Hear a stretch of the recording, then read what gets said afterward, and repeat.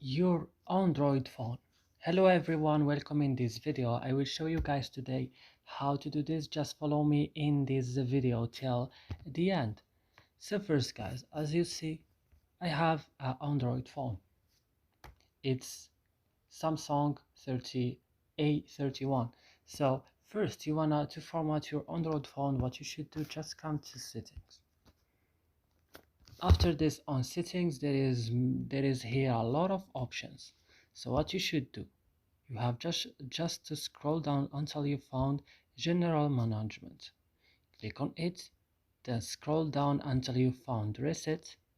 Click on it, and then click on the first option, reset all settings. Then click here, reset settings. And what you should do right now, here you have just to add your password of your phone, your PIN. For example, my PIN, I don't want to reset my phone, that's why I can't write it. And that's it guys, it's very easy. Don't forget guys to like, also subscribe in our channel, and see you in another video.